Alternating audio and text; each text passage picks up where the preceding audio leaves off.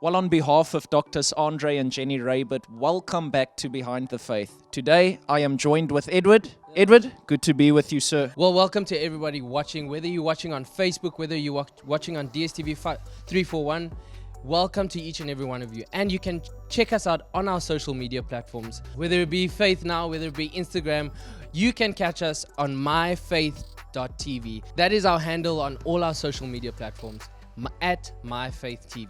And now we have an exciting interview with A21, whose purpose is to abolish modern-day slavery. Check it out.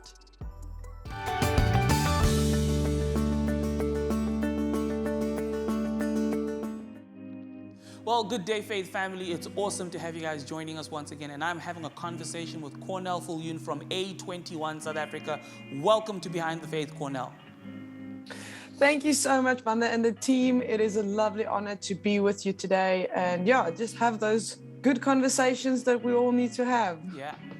So, Cornel, I want to jump straight into it. Maybe we have someone who's new, who's viewing you guys. You guys are a global organization. But for someone who's maybe never heard of you guys, who is A21 and how long have you guys actually existed? So A21 was established by Christine and Nick Kane in 2008 when she actually, arrived at Thessaloniki Airport in Greece and saw posters of missing people. And she started asking questions. Where are they? What has happened to them? Is no one looking for them? And so the more she started doing research, the more she discovered that human trafficking is our modern day slavery. It is still existing in so many different countries, but not many people are speaking up about it. And so A21 was birthed out of that. And then in 2013, A21 South Africa was established.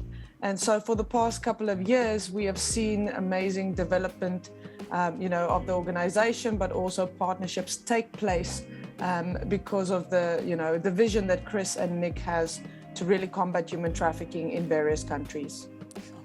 So, Cornel, you've given me a summary of how it started, but why do you guys do what you do? Just expound on that a bit more.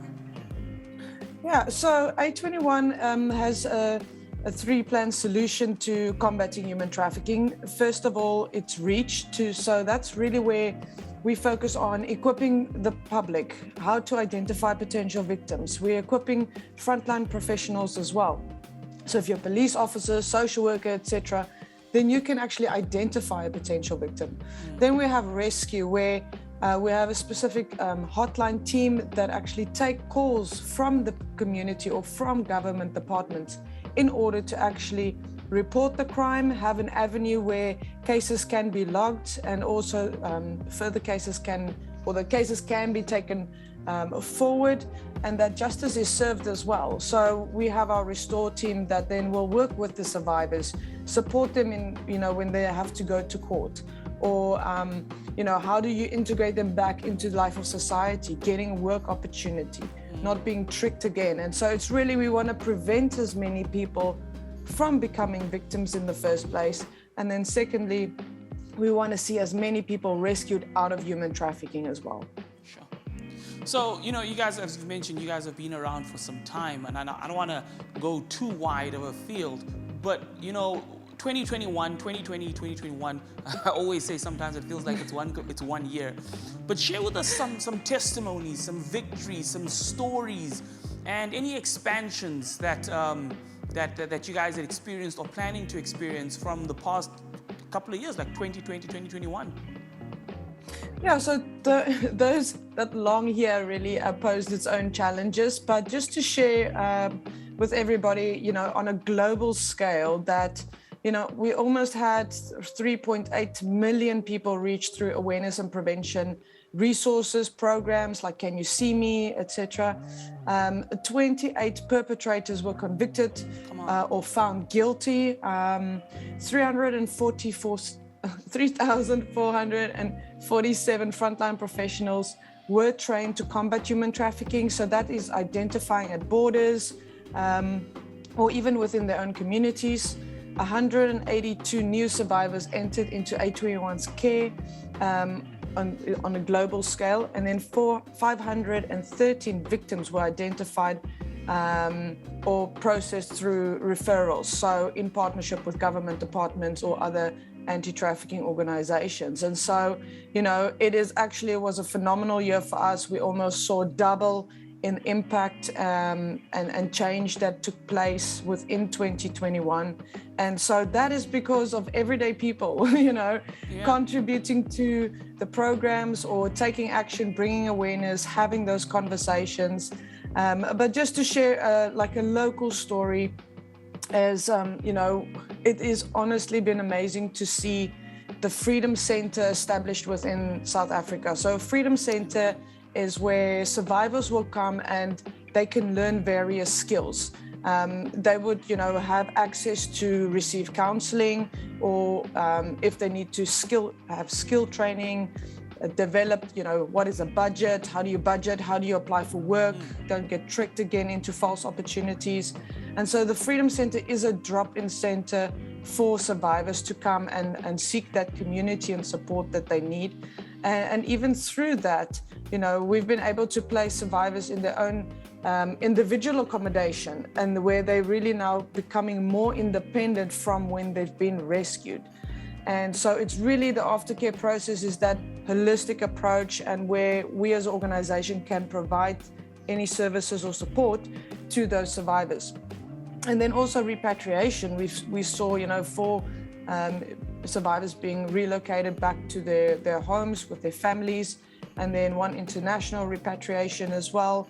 And so even though COVID took place, even though there were many restrictions across various countries, our work did not stop. Human trafficking doesn't stop because there's a lockdown.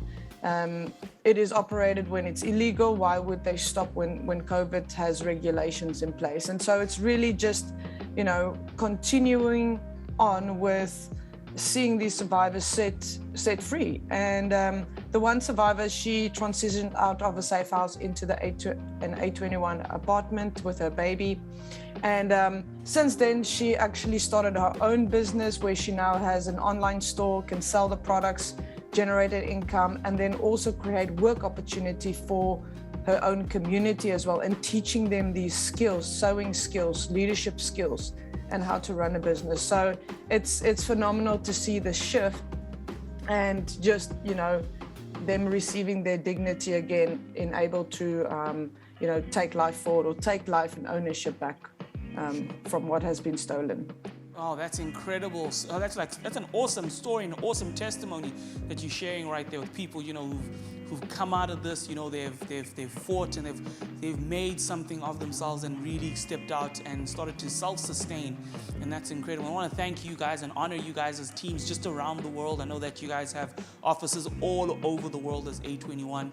And I want to honor each and every single one of you, from the smallest village or town office to the largest one around the world. Thank you very much, Azul, for spending time with us today, Cornell. Thank you so much, Banda, and My Faith TV family. We really appreciate your support and just the awareness that you are taking to help equip everyday people like us to know more about this. Thank you very much, Cornell. Well, that's Cornell Viljoen from A21 South Africa.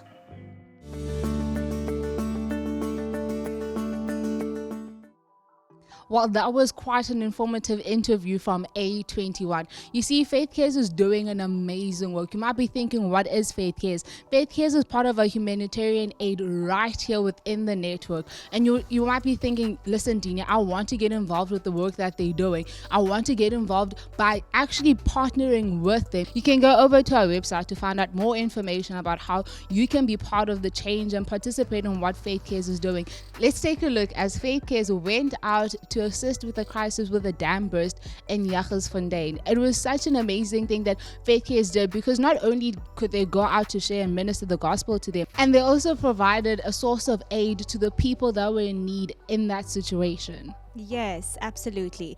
Also, don't forget FBI, our Faith Bible Institute. A generation is being trained up and built up, girded with the Word of God, and we have an amazing promo coming up. Check it out.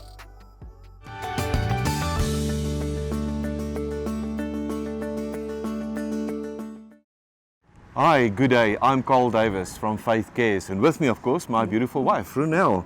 And we had the opportunity today to spend some time with the people of Jagersfontein here in the Free State, where this town has been devastated by the dam wall that burst quite recently and caused, well, tons and tons of sludge to just be deposited on the community and the housing in this area. What's happening here, or what happened here at Jagersfontein, is so heartbreaking. Tragedy struck this town when a dam wall burst at a local mine. Many houses and buildings were destroyed and damaged. Even vehicles and animals were just swept away by a flood of mud sludge. This disaster has a huge impact on so many people living in this area. This disaster has left hundreds of people destitute. But today, FaithKids is here to reach out to these people. We are here to show that we care and that we love them. We handed out blankets, beanies, gloves, food parcels, many of food parcels, as well as toiletries. I would like to thank our faithful partners for sowing into FaithKids and supporting us. By doing that, you are also impacting the lives of so many people. We would really like to thank you, and may God bless you. As we moved around today, we moved into a specific area where all the food that is coming into Jagersfontein is deposited. It's kept there, and I can just say again, it was so incredible to see that every single thing is accounted for. Everything is written down. Everything going out is written down. Also was incredible the fact that we could pray for people, those that were affected by this tragedy, as well as those who are currently busy sifting through kilos or maybe tons of clothing that were donated from various organizations, various places in South Africa. I want to reiterate what I just heard today, and this comes from a local pastor who said during this time he has seen the worst of things, but he's also seen the best of things working in people. We want to thank you again for making this possible. You, the partner, making this possible, getting us into a position where we do not even have to wait weeks on end for your support to come in. Because of your support, we were immediately in a position to respond and to make a difference. Yes. We thank you. So ons is hierso vandag, ons is net dankbaar ons kan hier wees.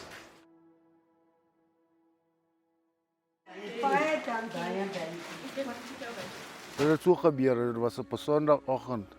Ek het net die snaakse geruis gehoor buitekant.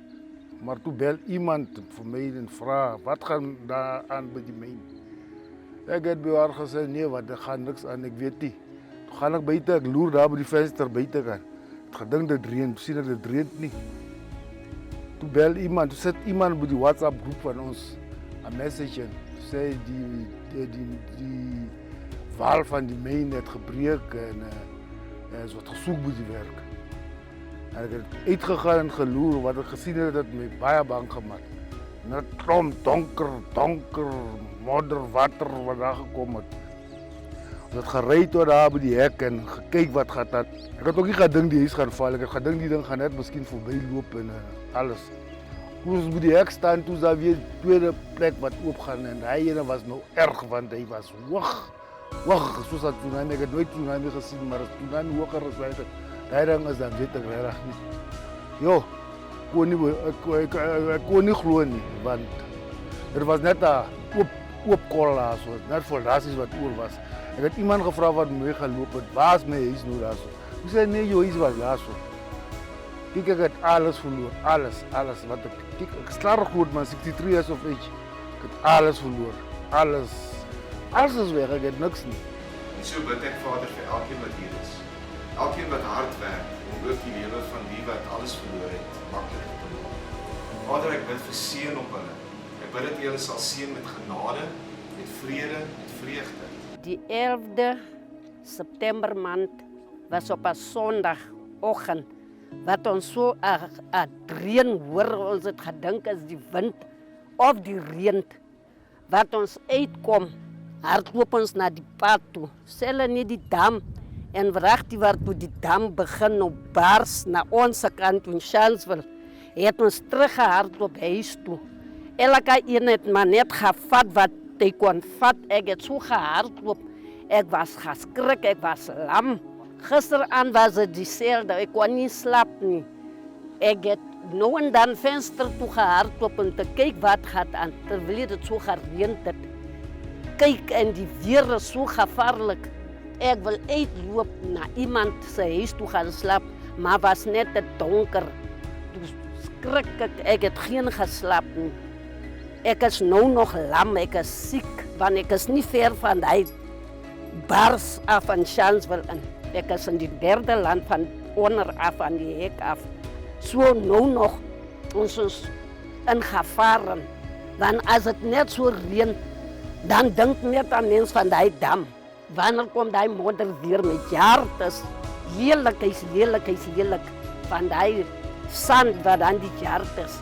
Al my plante gaan nog vrek van die modder.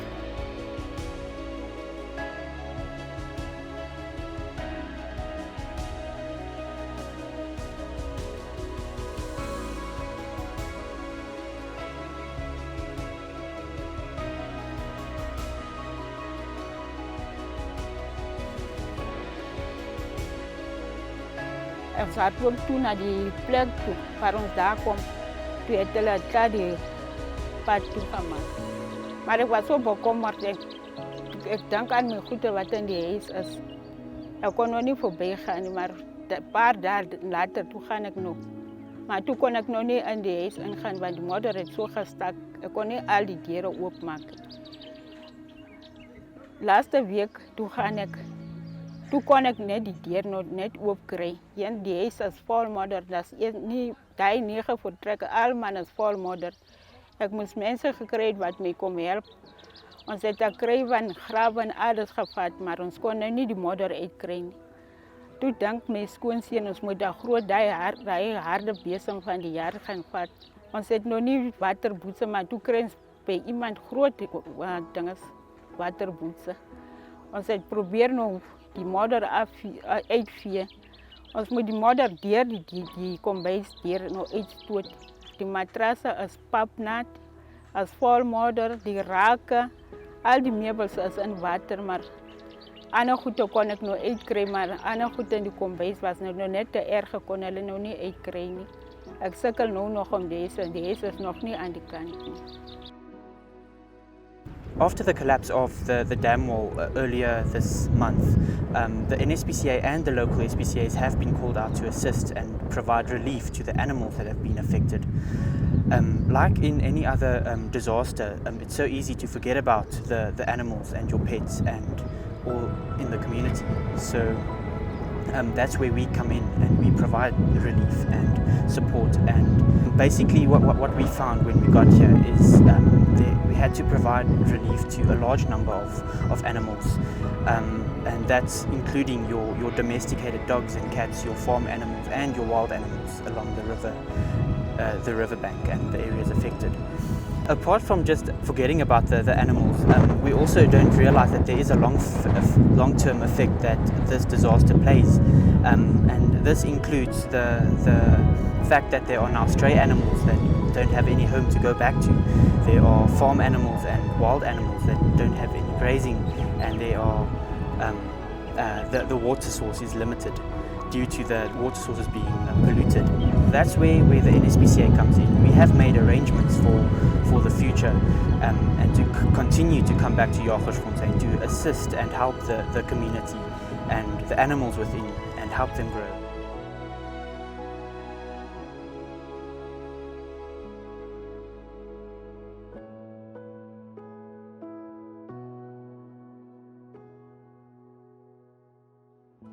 Today we as FaithKids, we reached out. We brought food parcels, blankets and other wonderful stuff, wonderful items that these people needed to make a difference in their daily lives. We have also prayed for these people affected by the tragedy. We have reached out to them. But the wonderful thing that we saw today was that people are sticking together. People have a faith in them, a faith of unity to rebuild not only in the physical, but to rebuild also in the spiritual.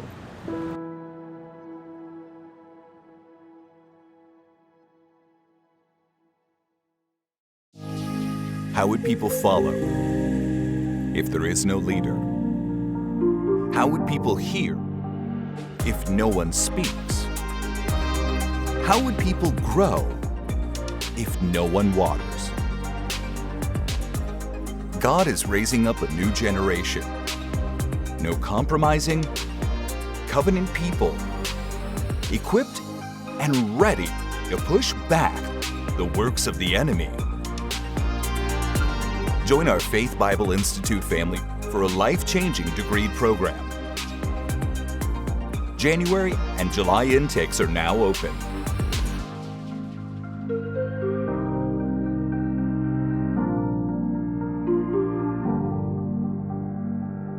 Email enrollment at faithbi.com or visit our website at faithbi.com.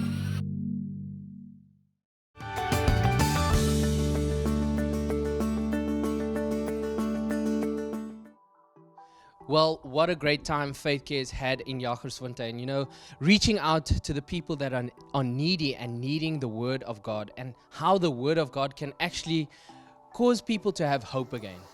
And if you want to step into full-time ministry, Faith Bible Institute is a wonderful place for you to come and be equipped for this end-time move.